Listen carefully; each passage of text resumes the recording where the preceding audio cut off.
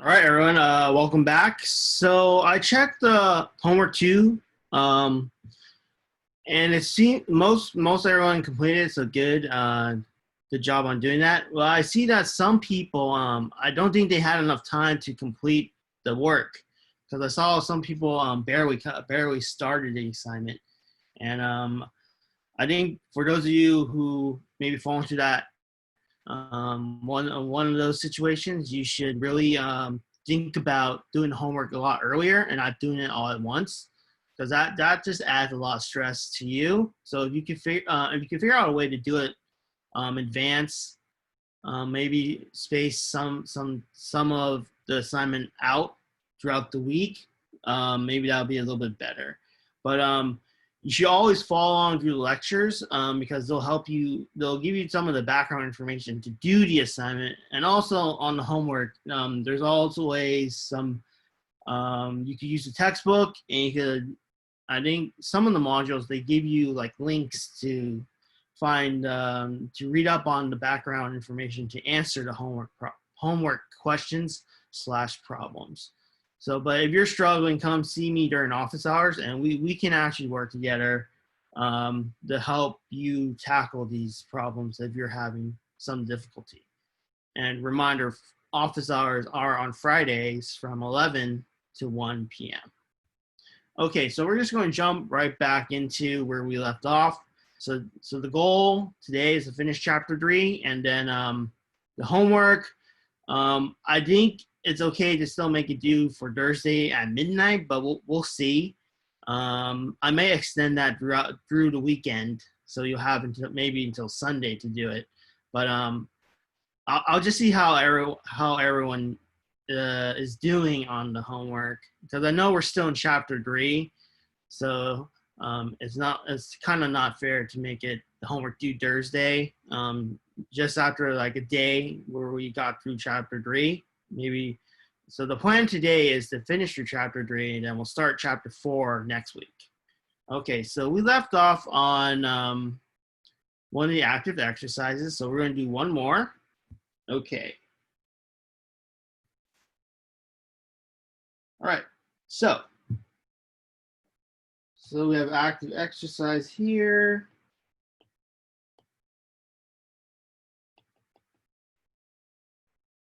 So if I have a fruit drink,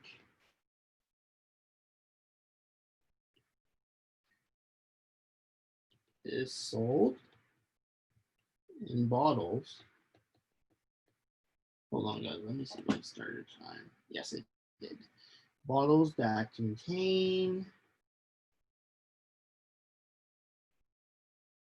1892 milliliters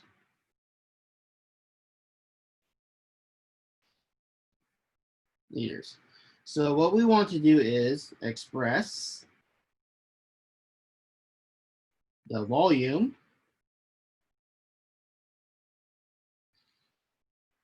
in cubic centimeters and in liters.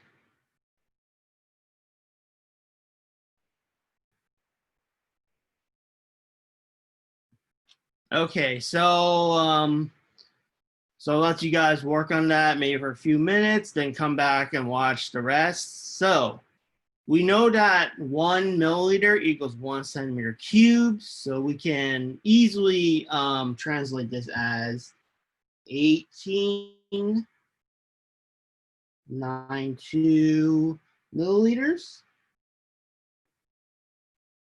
1892 centimeters cubed. So remember that 1 milliliter and 1 centimeter cubed are the same volume. So we went over that in the last lecture. So if you need a recap, go revisit that one. But we essentially said that 1 centimeter cube of 1 centimeter on each dimension, length, width, and height. The volume, if you filled that cube, it'll be equivalent to 1 milliliter. So That's actually not hard to, that experience is not actually hard to do. You just need to construct a cube out of paper and then just fill 1 milliliter, just measure out 1 milliliter, and that should equal to the full volume of the cube. Okay, so now let's go over what we're given. So we're given milliliters. So we know milliliters is a volume metric unit.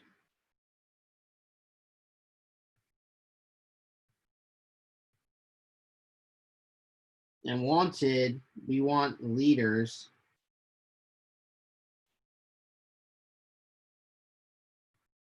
So we want liters, right? So that's a metric volume unit.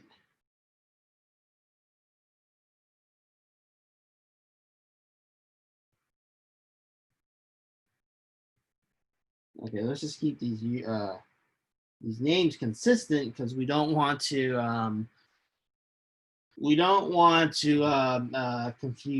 cause confusions here. So metric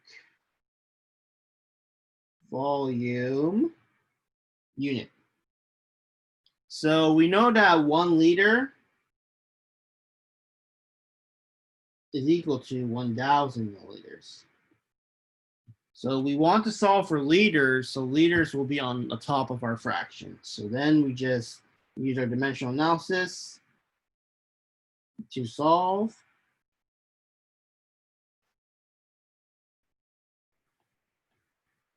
You see that milliliters will cancel out, and what we end up with is 1.892 liters.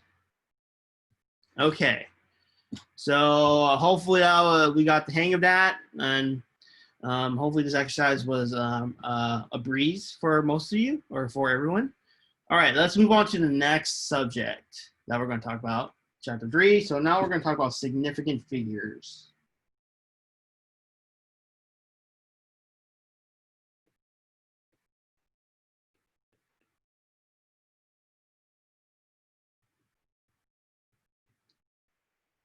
So significant figures. What is significant figures, or what we term as Sig Figs? It's just a catchy name for significant figures, because that's a lot of that's a very long phrase or like a combination of words. So we don't like to say that every time we mention it. So Sig Figs or SF. SF does not mean San Francisco in this case or semifinals. It means significant figures. So what is significant figures? Well, it is digits in a measurement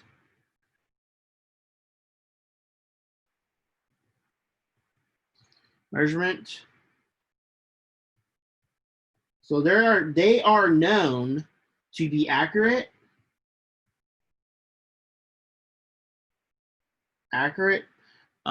plus one uncertain digit. So what does an uncertain digit mean? So for example, if you had a ruler and you can measure out to the hundredths place of a centimeter,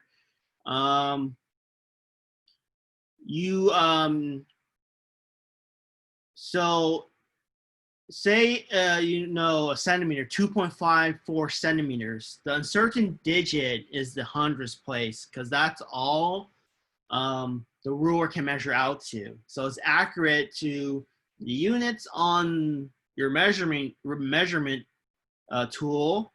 And that last digit that's reported, that's called your uncertain digit. So it's accurate to that last digit. And so many instruments are calibrated and they're known to be accurate to a certain digit after the decimal point. Some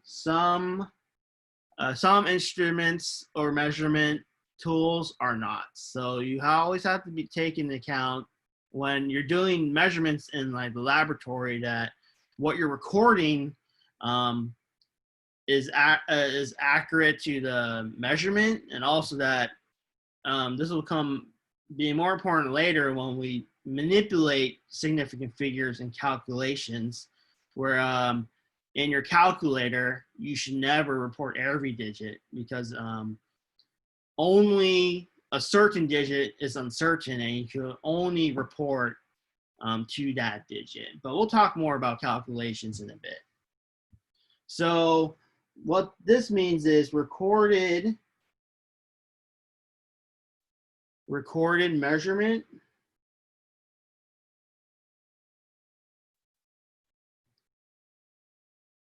should indicate the size of the uncertainty.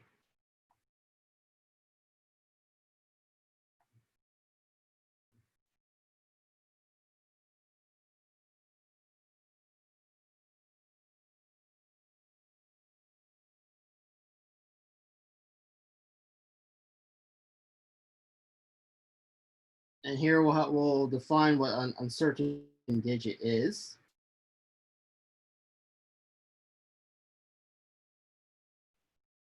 It's the digit, so a number in the measured quantity,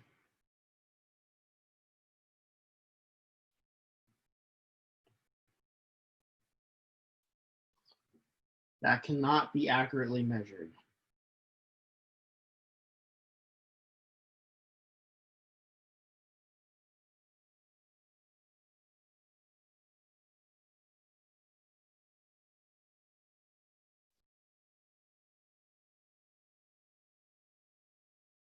So this refers to what I just said before, the last digit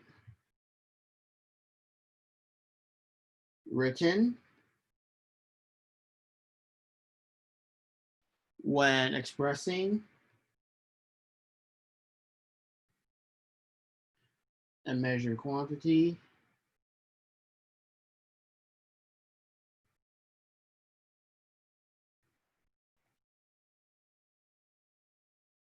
and if the digit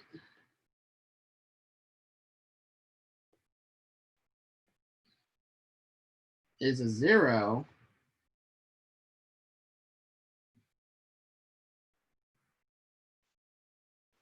if the digit is a 0 to the right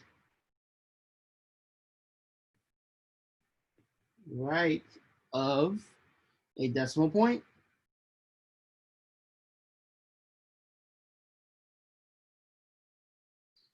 it must be written.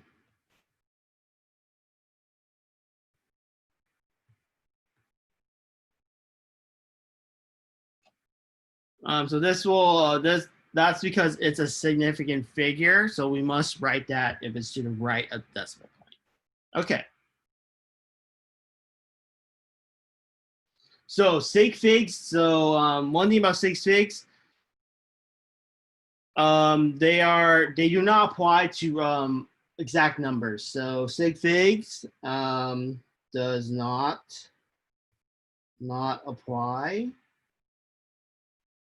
to exact numbers. So exact numbers are,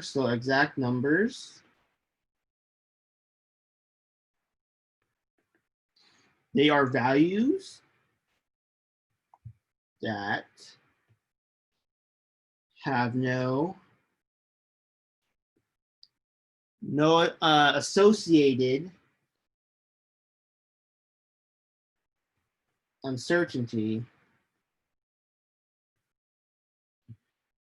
because they are either counted or established by definition. So like the speed of light, they have no uncertainty, like constant, like constant speed of light, electron charge, like the acceleration by gravity, stuff like that. So there are examples of exact numbers, Avogadro's number, stuff like that. But usually when we use those constants, we usually reduce the decimals anyway, because we don't want to put all those numbers in the calculator, because it's kind of long to type out all those numbers. So when you're considering Sig Figs, you do not take into account exact numbers. They have no influence over the Sig Fig rules, and we'll go over those. and I think in a few slides. So they have no associated uncertainty because they are counted.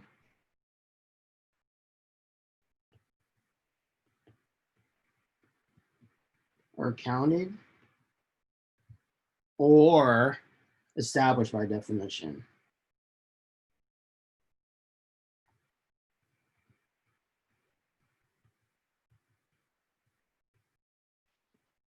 All right.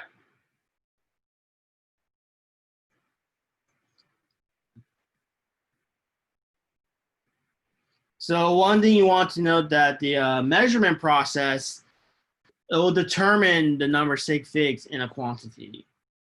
So however you measure your measurements, whatever measuring tool, it will determine the number of sig figs in a quantity. And when we're expressing large numbers, scientific notation must be used to show if the final zeros are significant. So one thing I want to know is that, so the measurements determine the number of sig figs in a quantity.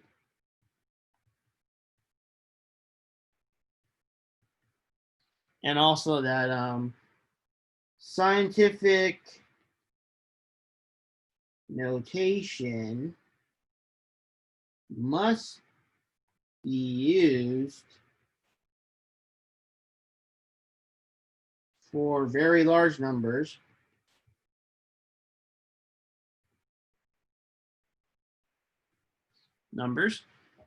to show if final zeros are significant.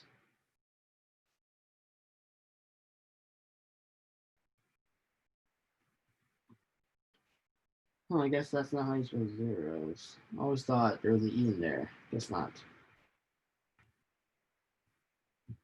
Okay, so let's move on here.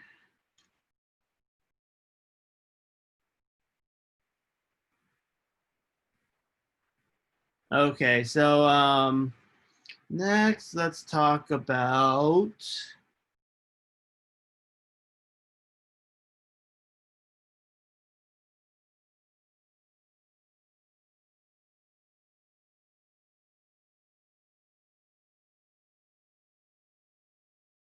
so the next few slides here, they show you how you can read a ruler.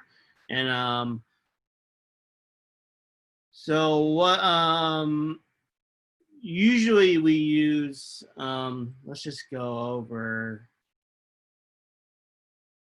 typical ruler. I'm debating where I should talk about this because it's not really relevant to what we'll be learning. So I don't think I will. So let me just scroll past this. Okay, so what's important for sig figs here is how to recognize what you so we actually won't be doing any measurements in like lab or anything. So let's not worry about that too much. But if you're interested in the sig figs and like the ruler and stuff, I encourage you to look over the slides. And I think there may be a homework problem, so use those slides as reference. But I want to get to the main details on how to use on how to identify how many sig figs there are in a calculation or in a measurement, and how to kind of use that in calculation. So here, let's start with another active exercise. All right. So they don't really go over the rules here, I guess, in these slides. So I'll teach you. Okay. So how many significant figures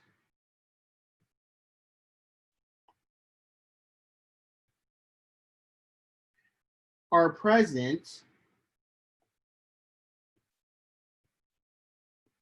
in the quantities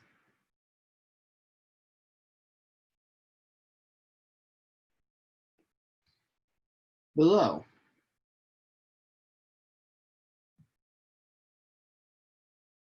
Okay, so now we have 0.109 inches.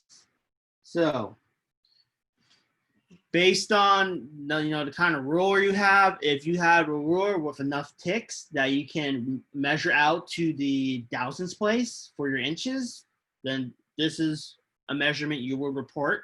Okay. So significant figures. So the rule, in this example, let's go over some of them. So the first rule is non-zero digits. Non-zero digits are significant.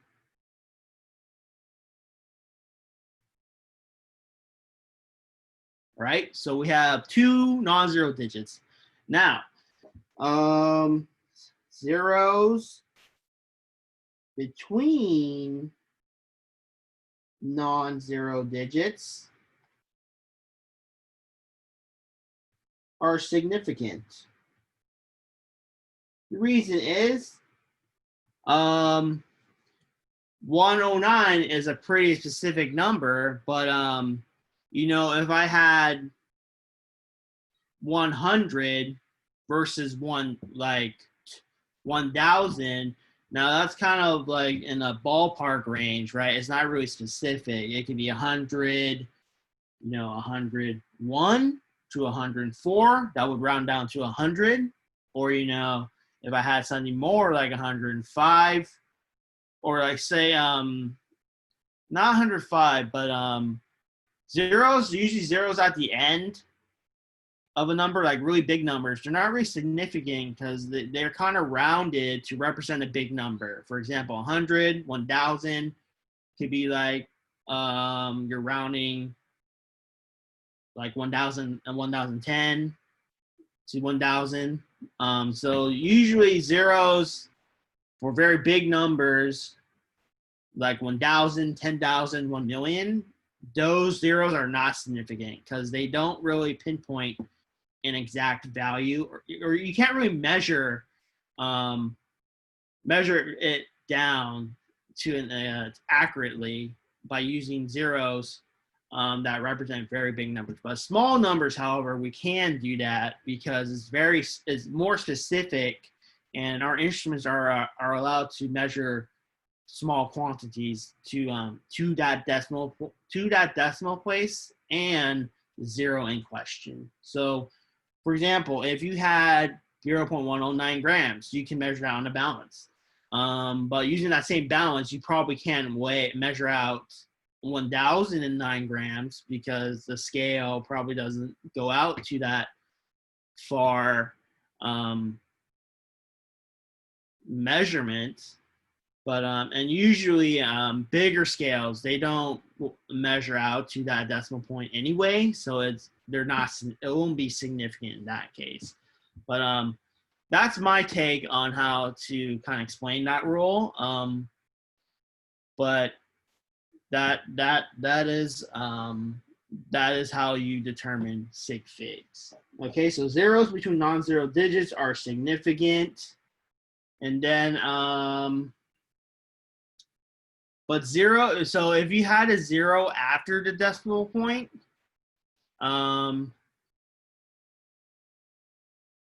let's not go into that one yet. That will be in the second example. So based on these two rules, we can say we have 1, 2, 3 Sig Figs. So the 1 is significant, the 0 is between two non-zero digits, that's significant, and the 9 is significant because it's a non-zero digit. So these are 3 Sig Figs. So we have, so the solution is 3 significant figures. Okay, so that is that example. Let's go on to the next one. Let's make this red. Now let's talk about 0.00025 kilograms. Okay, so now let's look at our rules again. There's two non-zero digits. Now the question is, are the zeros significant? And the answer to that is no, they are not. Because the zero, even the zeros, the zeros are not significant because they're to the left of the first non-zero digits, and that's not significant because they don't play a role in like the measure. They don't what's a good way to kind of explain it is that to the left, they're just when they're to the left of something, they're just a factor of 10. So it's kind of like in the situation where we're talking about zeros to the right in very large numbers are not significant. It's for the same reason here. So for very small numbers, if you have zeros to the left of your non-zero digits, first non-zero digits, they are not significant because they're just based on a factor of 10. So they are not really specific to a single digit like my two non-zero digits are. So that's how I see it. So in this case, another rule we have to consider is that zeros to the left of the first non-zero digit after the decimal place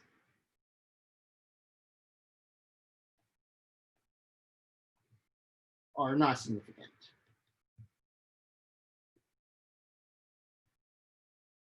Okay, so in this case, our solution is 2 sig figs.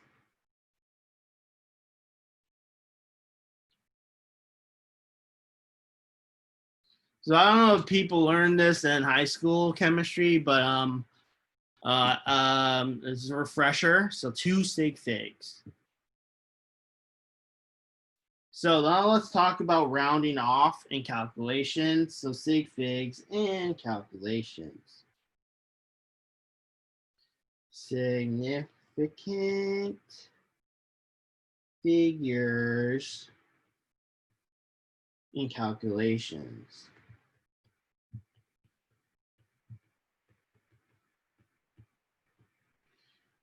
So first thing we do is round off.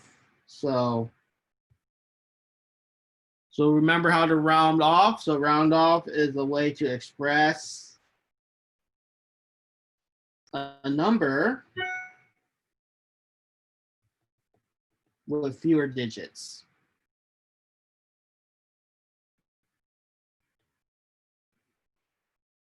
So we round off because it's better to round off than report all the digits in the calculation because you introduce more error that way by saying that, oh, we know the accuracy of all the digits of a calculator, where we do not, because our accuracy is limited to our significant figures in the measurement. So whenever we round off our final answer, it should be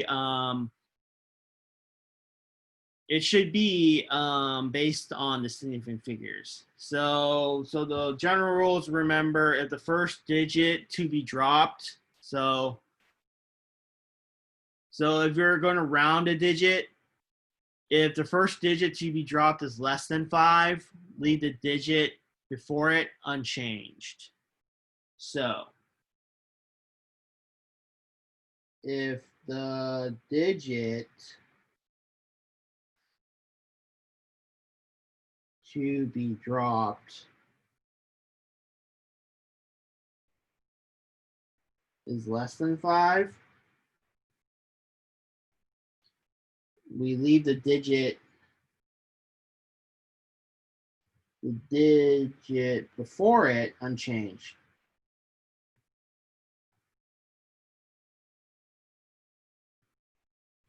And then if the first digit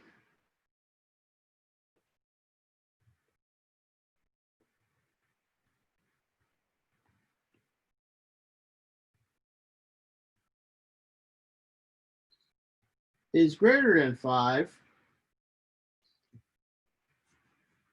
or sorry, is 5 or greater, so let's just modify that.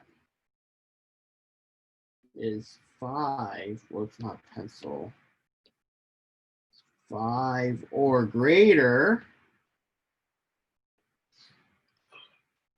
increase the digit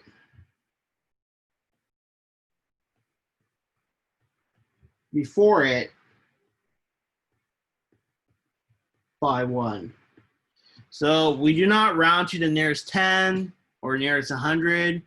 So that's actually worse than leaving than keeping all the digits. So never round to like 10th place or to the nearest 10 place or nearest 100 place. So don't do that. That was something you probably did maybe in before high school, maybe middle school, or like first learning math. But don't like in elementary school. But don't do it here. So rounding in all science and calculations, we if it's less than 5, leave the digit unchanged. If it's greater than 5, round up by 1. Let's try an example. Here's an example. We're going to round this number to the hundredths place. 142.752 centimeters cubed. So we're looking at this place here, the 2. So we look at the digit, the first digit adjacent to the 2 is 7. So 7 is greater than 5. So we're going to round up our 2 to 3. So we round off to can be rounded off to 1.43 centimeters cubed. So so when you round, always round in this way. Okay, now let's talk about rules for addition and subtraction. Okay, so here's the rule for addition and subtraction. So we're going to round off to, round off the answer. Round off the answer to the first column that has an uncertain digit.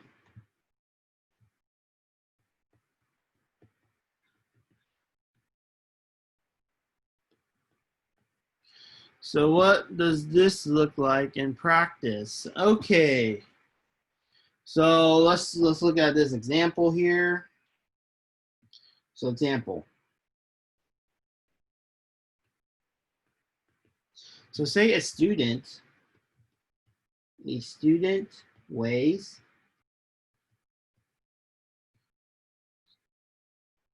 a beaker and 4 different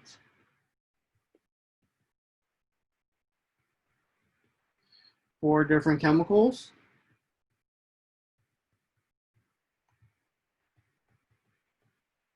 Using different balances.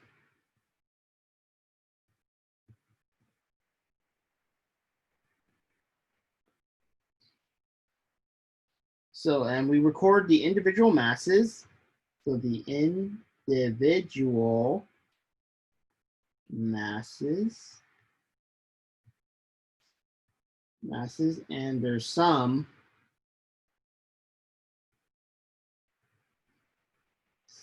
are, for example, beaker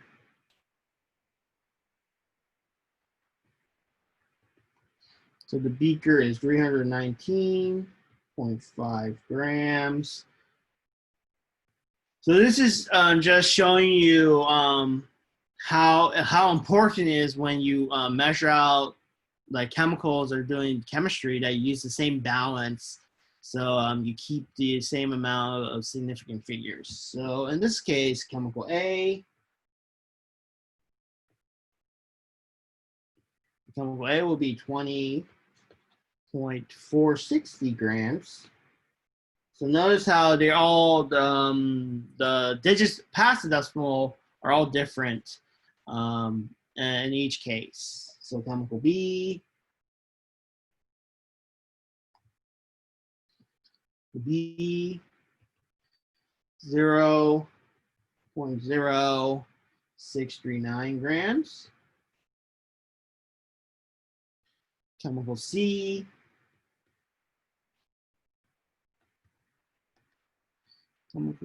is 45.642 grams. And then chemical D,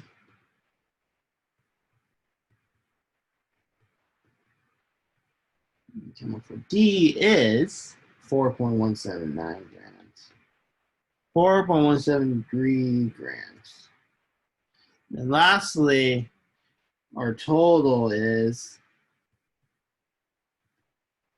389.8389 grams. So notice that all our sig figs in each measurement are different. So how do we decide to report our final answer? Do we use all the digits? Do we use one? So our solution is we first line up our measurements in typical, addition setup. So 319.5 grams. So it's important that you line up the decimal so we can see how we're going to round off. So 0.0639, 45.642, and then 4.173. Then what we're left with is 389.8389 grams. So this is all grams. So we're going to look at the measurement that has the first uncertain digit. So look at where the first uncertain digit in each measurement is. So we see in the first measurement, the uncertain digit is in the tens place. But for all the others, the uncertain digit is in either the thousands or the 10,000s place. So this digit right here is going to determine how many sig figs we report. So we draw a line here. Let's just make this a different color, maybe yellow.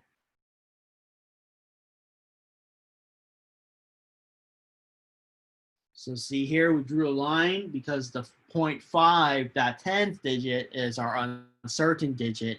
So our calculation is going to be, our reported answer is going to be limited to only reporting to that digit. So our final answer is 389.8 grams. We see here that the next to the 8 is a 3, and 3 is less than 5. So we do not round up. We keep our number 8 there the same. So that's why our final answer is 389.8.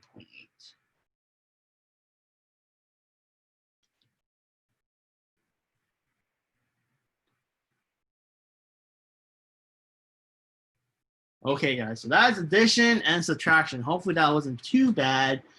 So let's move on.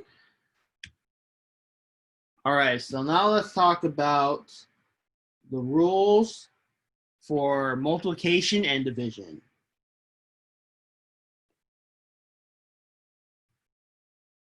Multiplication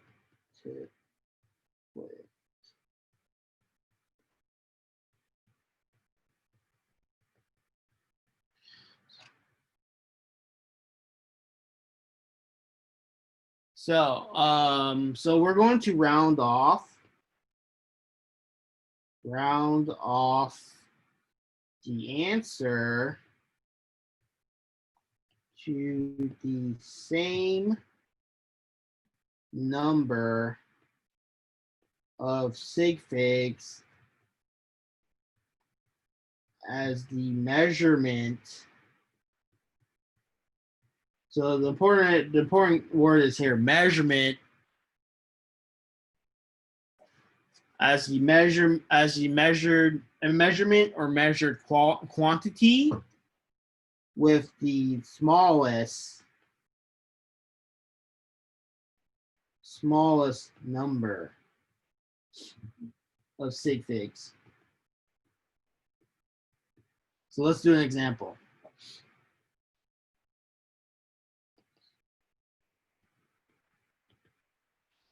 So our example is if the mass of 1.00 liter of gas is 1.436 grams, what is the mass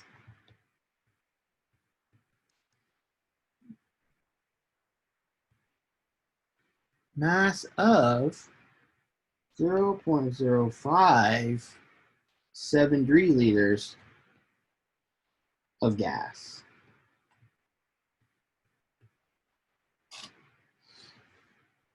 So this is an example of a density. So we can actually use this fraction here to find the mass of my new volume of gas. So what we want to do is solution here, 1.000 liters equals 1.436 grams. So we'll just solve for liters. No, sorry, not liters, but we just rearrange it to solve for grams. And this will cancel out, and we get our fraction here. So this is the fraction we want to use. So we take our 0.0573 liters times 1.436 grams over the 1.000 liters. We see that liters will cancel out, and what we're left with is, so you can write out the full number, but we're going to round it. 0.822828. So this would be grams. So now we're going to round it. So rounded to. So let's check. So the mass of 1.00 liter of gas. So liters, that is 4 sig figs. So the rule here is that. So one thing we have to keep in mind is that for so here we go. Zeros after the decimal point are significant. So let's count the sig figs here. So 1.000 liters equals 4 sig figs.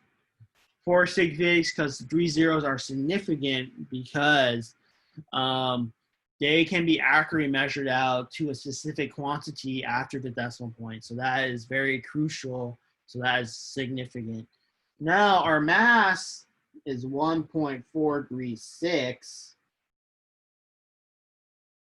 So that is 4 sig figs because they're all non-zero digits. Now lastly, 0.0573 grams. So remember, every zero that is to the left of the non-zero, first non-zero digit that is not significant, so we do not count the 0. So in this case is 3 sig figs. So our quantity here with 3 sig figs is going to determine how many sig figs we round for our answer. So we're going to round to 3 sig figs. So we're going to round this number up here to 0.082, and we see that the second 2 there, right next to it is an 8, and that will round it up to 3.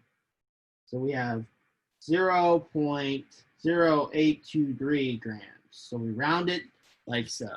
All right, so that's the gist of significant figures in our calculations for multiplication and division. So now I think next we're going to combine both of those rules into a much more complicated calculation. Okay.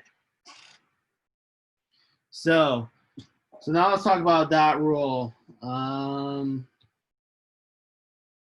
So rule, let me just check the time really quick. Okay, 3 minutes. Rule for calculations.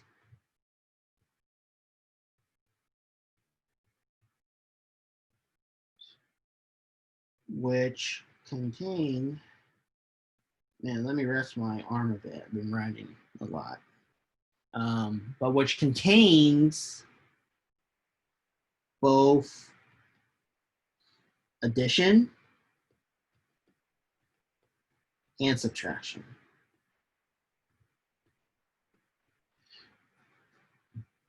Sorry, no, both addition, subtraction, and, I forgot the and, multiplication.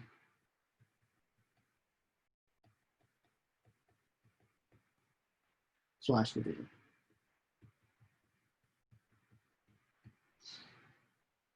So what this means is that we have a combination. Each rule must be applied separately. So this means that each individual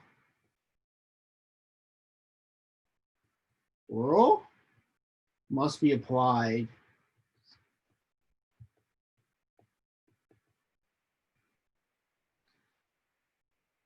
to the significant rules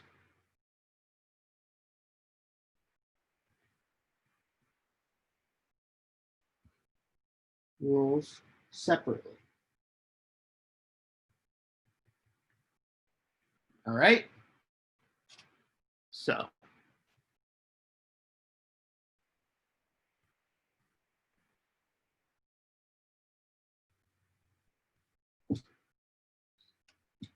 okay, so we're not actually going to go over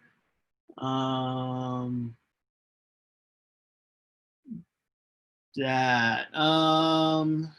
There may be some examples of that, but I will just give a brief overview. For example, if you first need to add a value, you're going to take into account the addition and subtraction rule. And then if you have to divide that by measurement, say, for example, you're trying to find the density of an object, you would divide that. And then your final answer would be determined by the measurement. So determined by the measurement of either one of your masses that you recorded has the least number of significant figures, or maybe it's, say, your volume.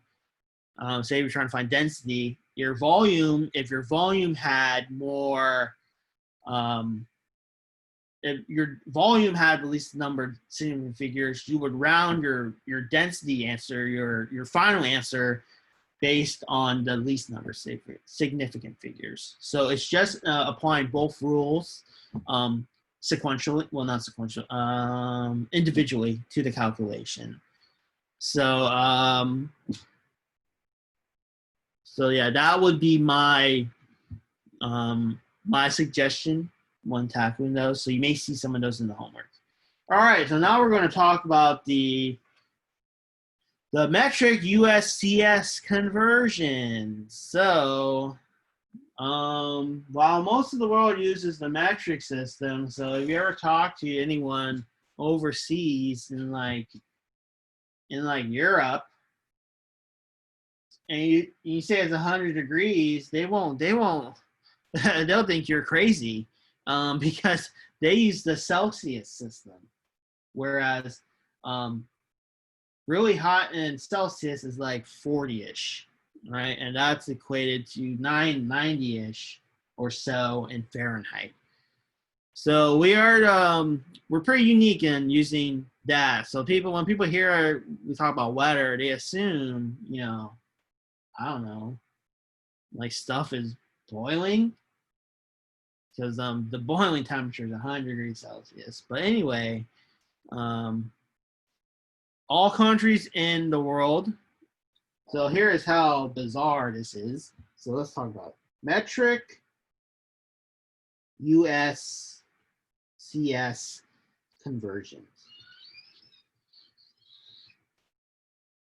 So I just think it has to do with, just maybe the history of the United States and how we use our system, and we don't want to maybe conform to what the rest of the world does, kind of like, our current state in politics, where the rest of the world seem to, agree on something, and where we do not, or our higher ups do not, right? So I just think it's a part of the United States kind of history. Okay, so but anyway, all countries in the world use the metric system.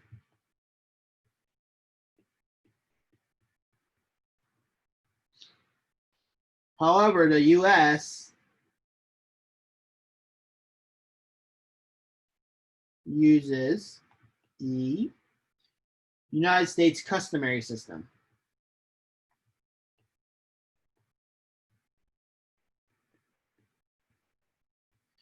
So you don't need to worry about the name of this, but just know, be aware of the unit conversions. All right, so for example, length, we use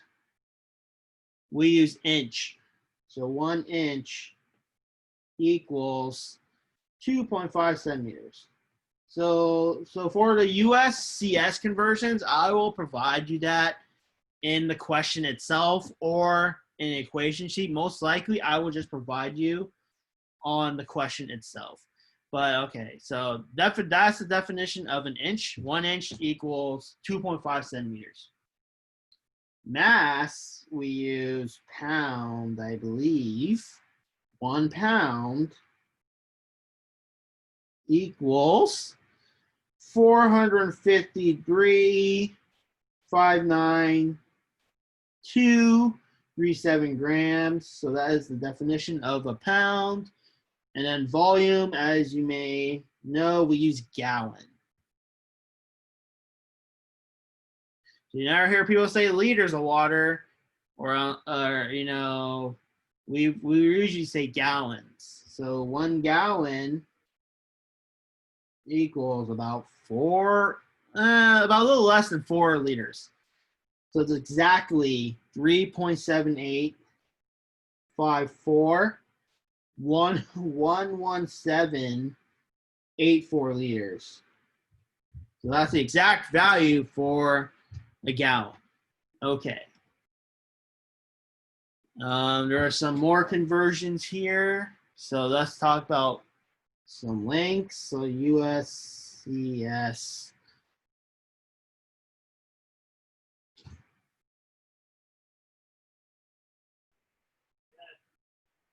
To USCS conversions.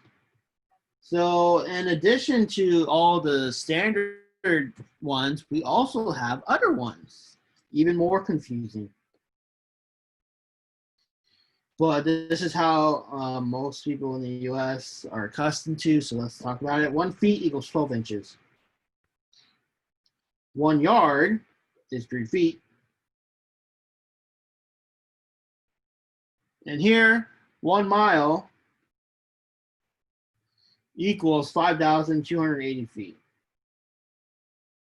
So miles, that's very common. Yards, I don't think it's common, but feet is.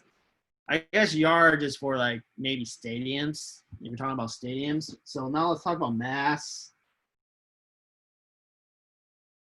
Mass, weight.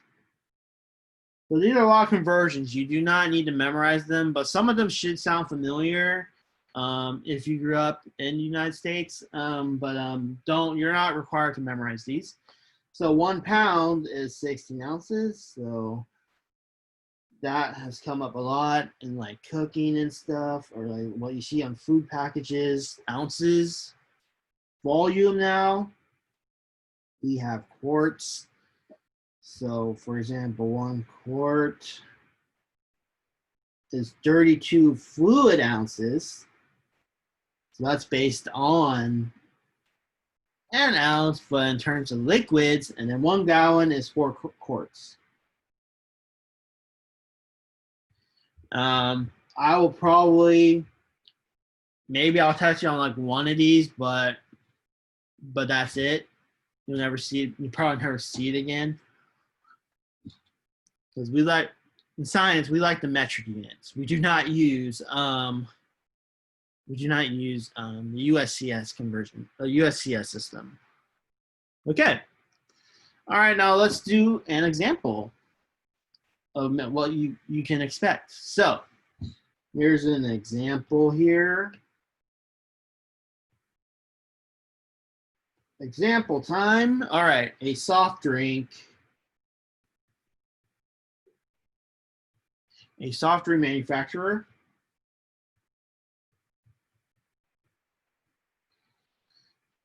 is converting from USCS units to metric units. So let's help them out. If the quart bottle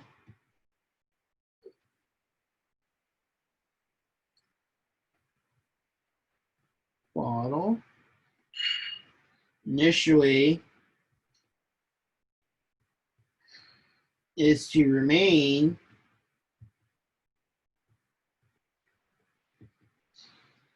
at the same volume,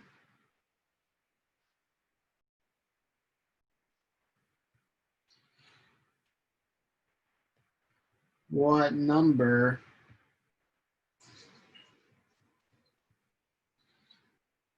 of milliliters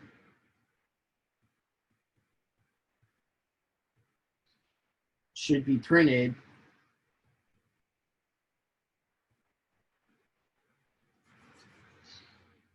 on the label?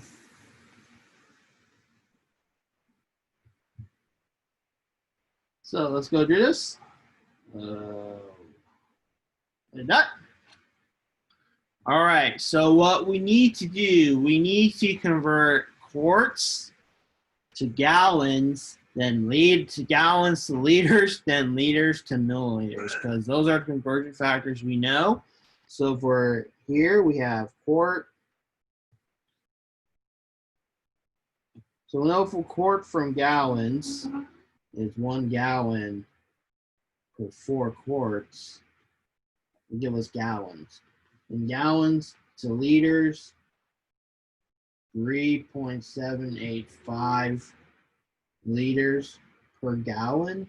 And then from liters to milliliters, as we all know, 1,000 milliliters per liter.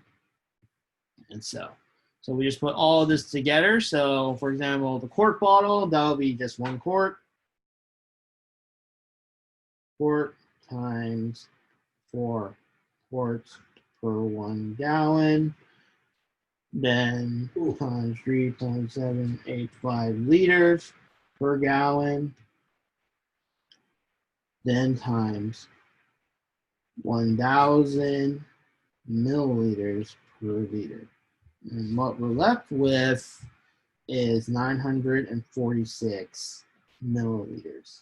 So every unit will cancel, and what you're left with is milliliters and what you want. So that's what we get. So, okay. So that's the conversion for metric to USCS conversions. So if you ever encounter a problem like that, you'll have to use some of those conversions to help you solve the equation. Sorry, not equation, the problem. All right, now let's talk about temperature. So let's talk about temperature now. So how do we measure temperature? Well, usually we use a thermometer and we have a scale, right? Fahrenheit or Celsius. So, so let's talk about Fahrenheit. So the Fahrenheit scale is what we use in the United States. So on weather reports, you always see this, the reported value in the Fahrenheit. So the definition is the temperature measurement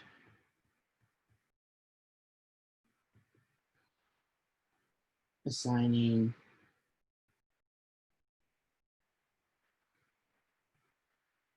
assigning 32 degrees Fahrenheit to the freezing point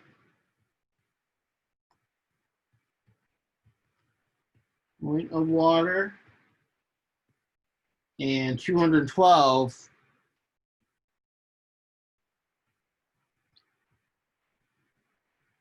to boiling point.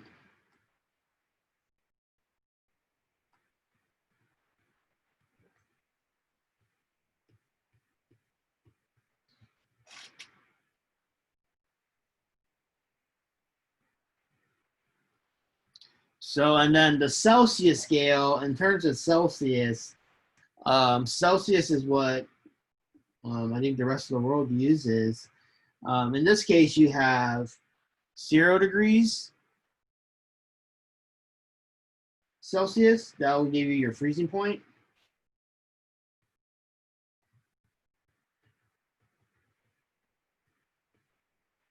So in chemistry, we always use Celsius or Kelvin, never Fahrenheit. So 0 degrees Celsius is the freezing point, and then 100 degrees Celsius is what we know about water as the boiling point.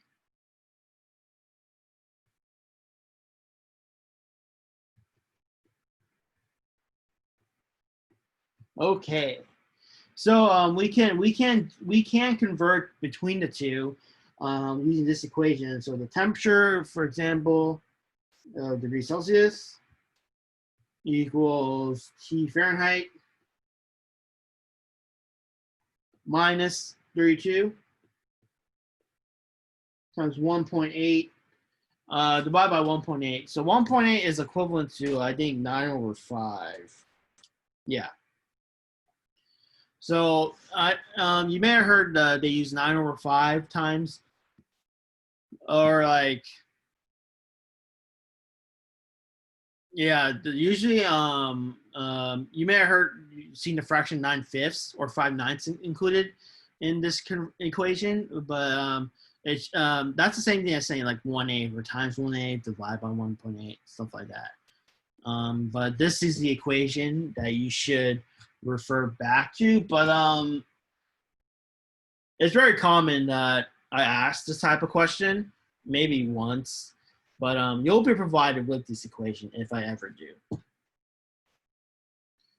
Okay, now let's talk last about Kelvin. So Kelvin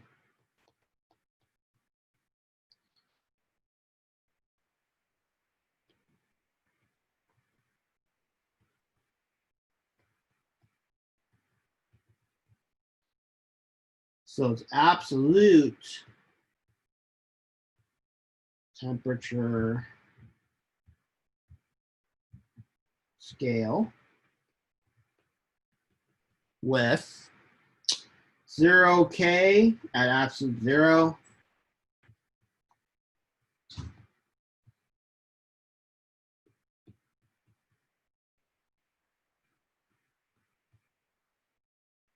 or negative 270 degrees 0.15 degrees Celsius.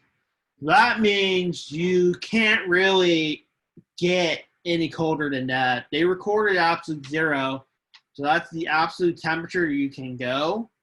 And there's a relationship between absolute zero and there's a law about absolute zero, but we're not going to go into that. But that's the absolute temperature scale. So we can even go further below 0 degrees Celsius.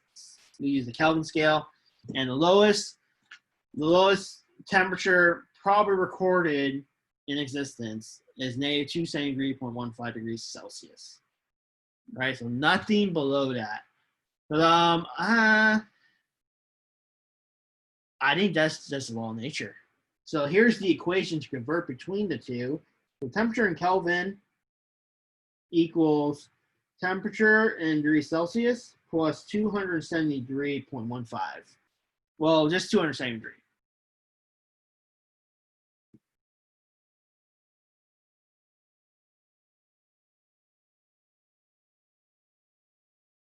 So there's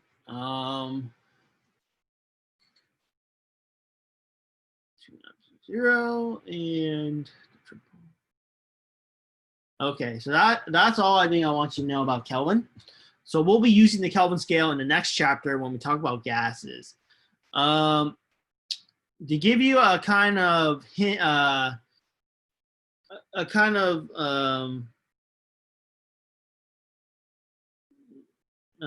so the magnitude of the Kelvin unit, there's something you're not needing to worry about. It's on the slides, but don't worry too much about that. That's just extra information. And you will not need it for any test or exam. Okay. So there's a nice slide talking about the different scales, so you can kind of compare the two.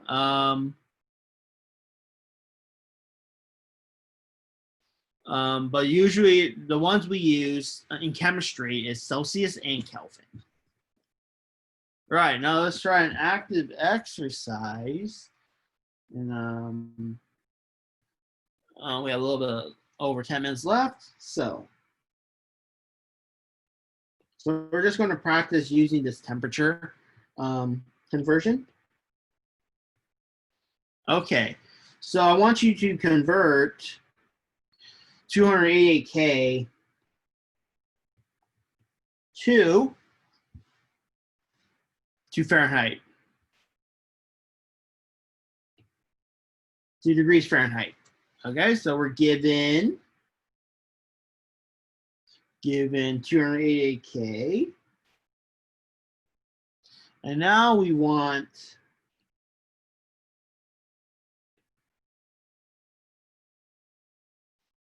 what we want first is degrees Celsius, right? Because we cannot convert to Fahrenheit without converting first to Celsius. So we want degrees Celsius and degrees Fahrenheit. Okay. So we know that TK is equal to T Celsius plus 273. And we know that T Celsius. Okay, so first, let's convert it to Celsius. So our T Celsius will be equal to 288 minus 273, which will give us 15 degrees Celsius, right? So that is our Celsius value. So now let's use the equation to convert to Fahrenheit, which is T Celsius equals T Fahrenheit minus 32 over 1.8. And we can rearrange like so. 15 equals, we're going to solve for TF minus 32 times 1.8. So what we do first is we multiply both sides by 1.8. Write this out for you in case we are rusty with our algebra. So we get 1.8 times 15 equals Fahrenheit minus 32. So then we just multiply that out, then add 32, and what we should get is a final answer of 59 degrees Fahrenheit.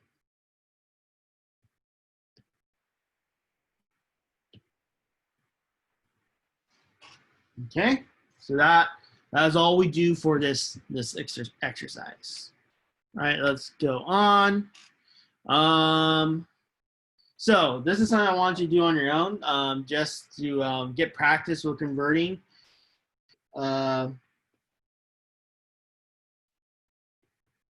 temperatures. So active exercise. So from each temperature given,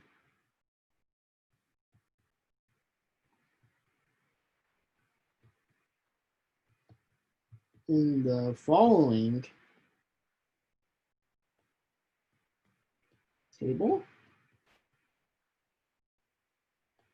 calculate the equivalent temperatures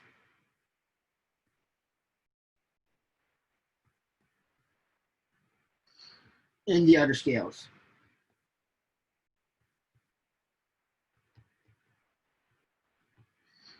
Okay, so here we have our table here. So I'm going to draw out this table. So we have degrees Fahrenheit, degrees Celsius, and then Kelvin.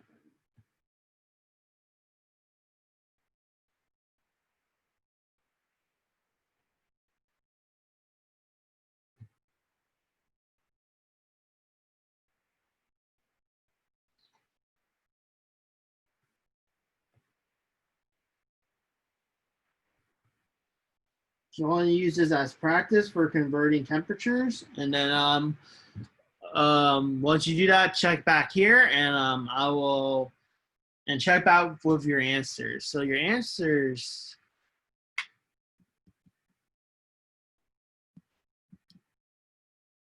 So what we should get is negative 13, 196, 41, 91, 248, and 314. Okay, guys. Okay, everyone. So now.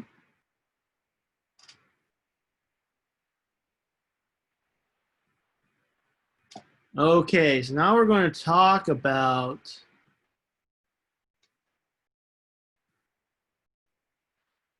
density.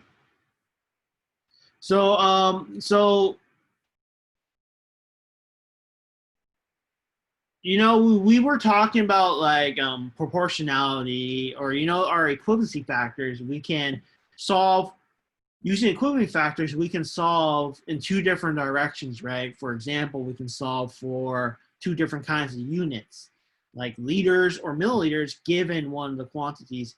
Now, here we're going to start talking about proportionality constants in terms of like density. So density,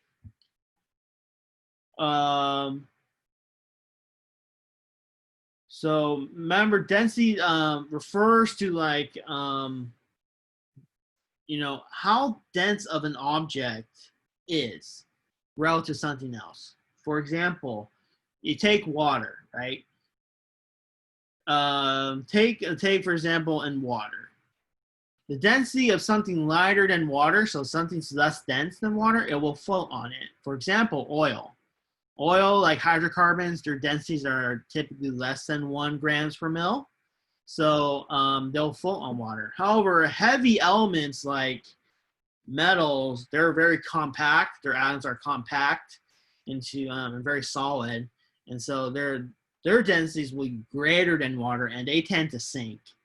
And usually more compact solid objects like ships or like Other materials, they will sink to the bottom of the ocean.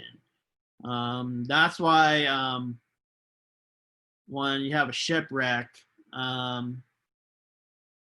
once the ship fills with water, the bulk of its mass will increase and become more dense. And that's why ships tend to sink over time, because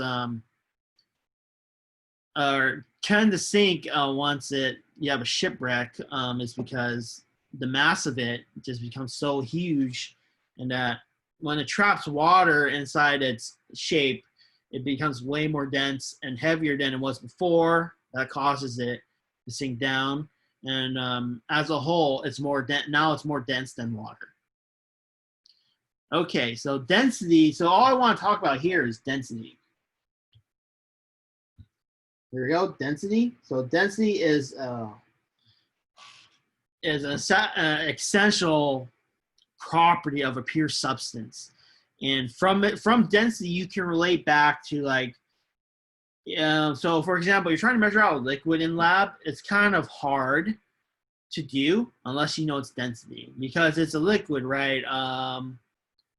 You're better off measuring out its volume.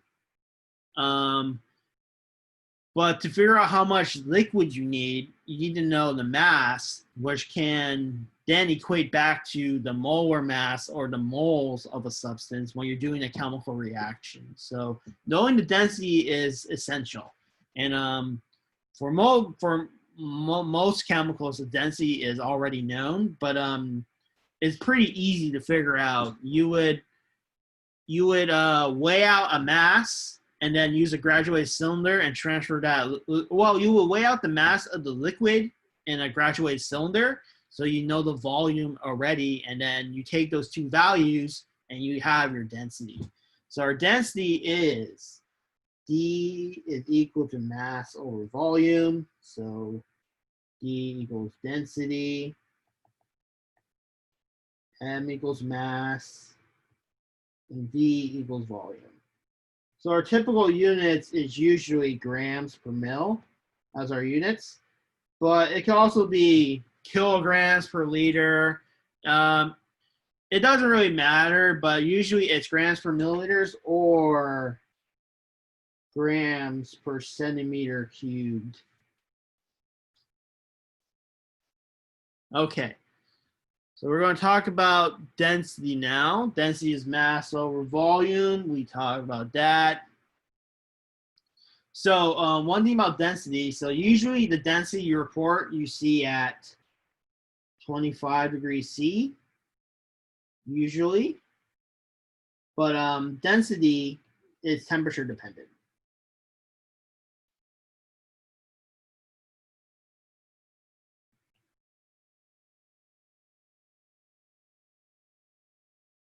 So that's because the volume, we'll learn in the next chapter that volume, the volume of, like, so at different temperatures, right, volume, the amount of liquid that occupies the volume will change, because some of the liquid might evaporate into the gas phase, and that will affect the volume you see in your vessel. So in this case, volume varies with temperature.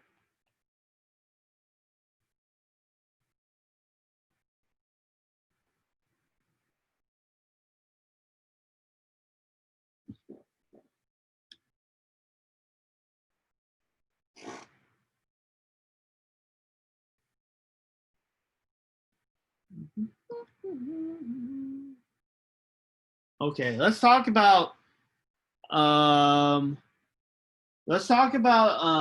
water. So if you ever dump solid ice, so when we say we have solid ice, right, here's water, and here's my ice cubes.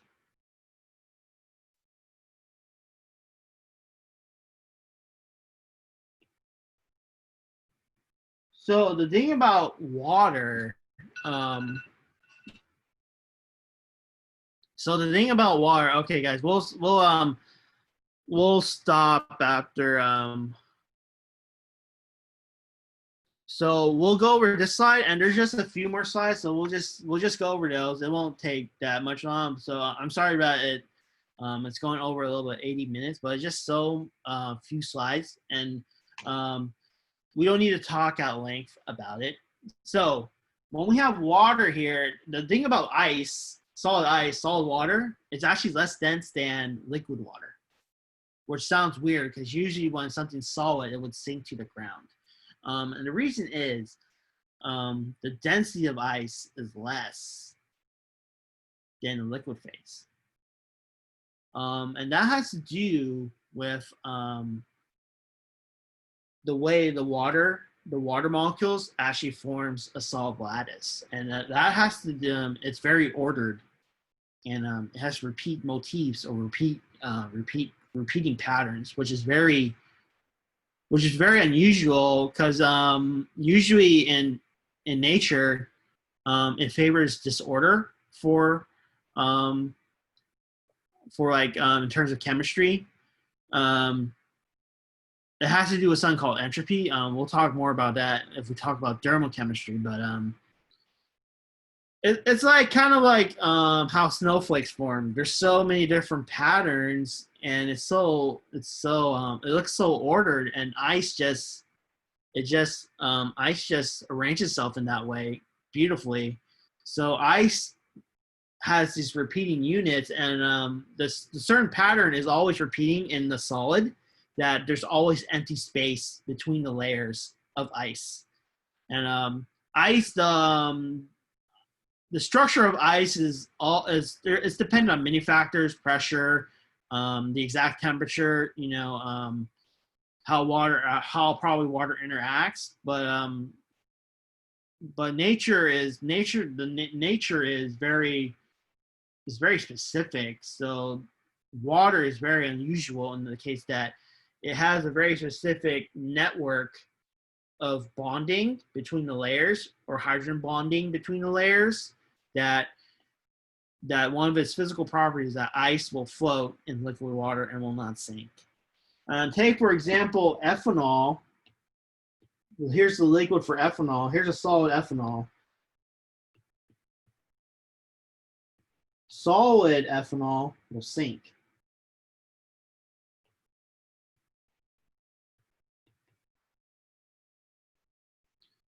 So solid ethanol will sink, and it's more dense than the liquid phase, but solid water will not.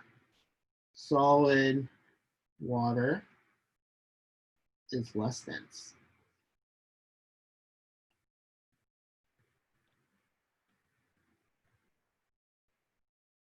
So that's why ice cubes, pouring some of your drink, it will float.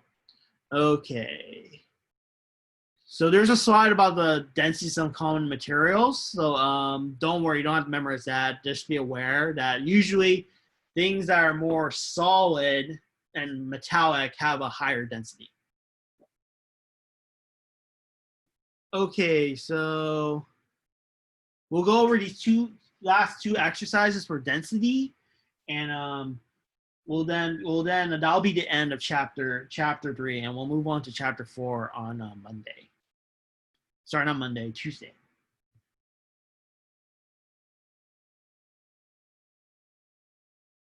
Okay, so let's do another active exercise.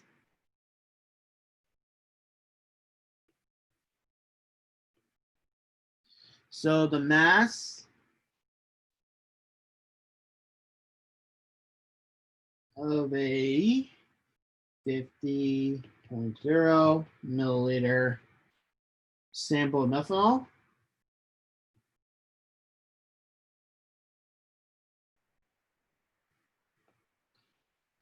is 39.59 grams.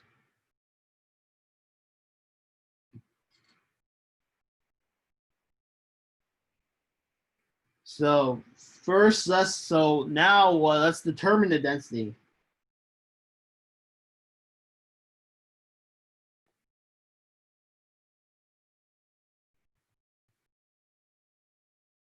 of methanol. So we know that methanol, so here's our solution. Density equals mass over volume. So we take our mass, 39.59 grams, over 50.00 milliliters. And we just divide that. We get 0.7918.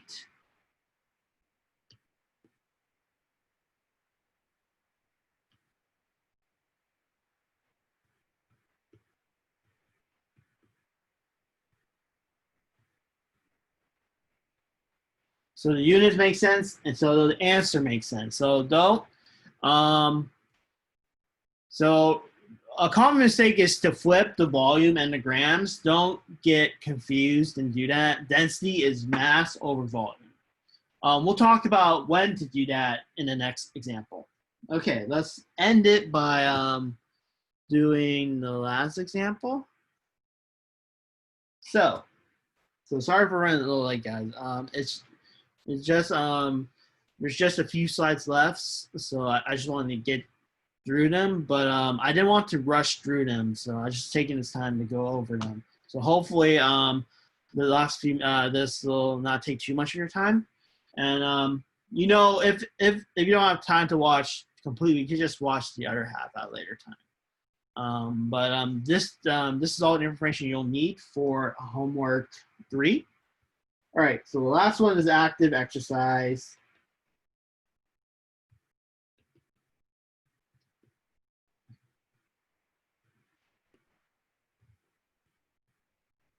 The density of a certain machine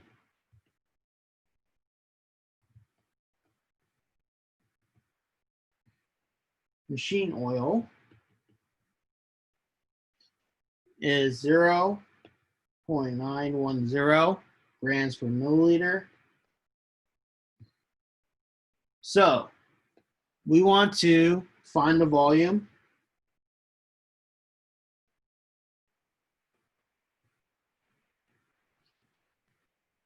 occupied by 196 grams of that oil.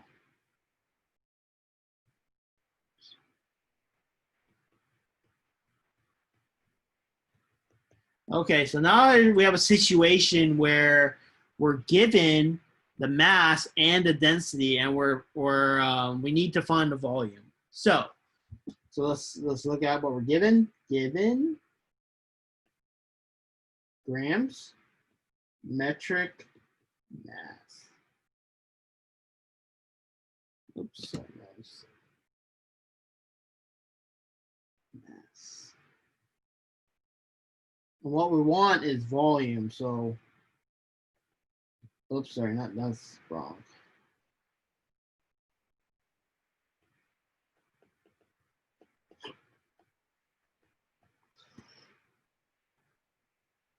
Assume milliliters, because that's what our density is given in milliliters. So we know that in our density equation, we know that 0.910 grams is equal to 1 milliliter. So we're solving for volume, so we're going to divide. So we're solving for milliliters, right, or volume. So we're going to divide both sides by 0.910 grams. That will cancel out. And this is our factor that we will use. So notice that we have flipped the density. We have flipped the equation for density. So we can do that to convert to either mass or volume, given whether or not should we start out with a mass of a substance or a volume of a substance. So let's take our 196 grams times 1 mil over 0.109 grams. So this is talking about our proportionality relationship, or our equivalency factor. So we take the grams, it cancels out, and what we're left with is 215 milliliters.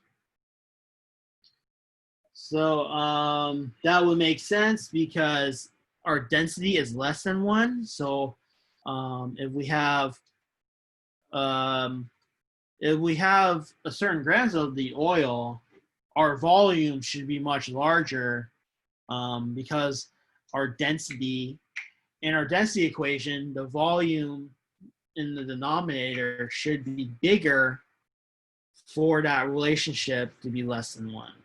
Okay, so that wraps up chapter 3. So next is chapter 4, which we'll be talking about gases and how they are influenced by certain properties like volume of gases, pressure, and temperature. And then I think after we cover gases, we'll have our first quiz. But I will let you know more specifically when that will be. So hopefully that wasn't too long, a little bit over time.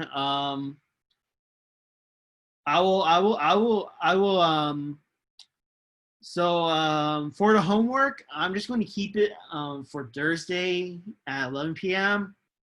If people are having technical difficulties and still needs time to need more time, let me know and I can give you an extension. But if there's nothing more, I will keep chapter 3 homework the same due date for tomorrow at 11 p.m. And chapter 4, I will probably extend it till probably next Tuesday, because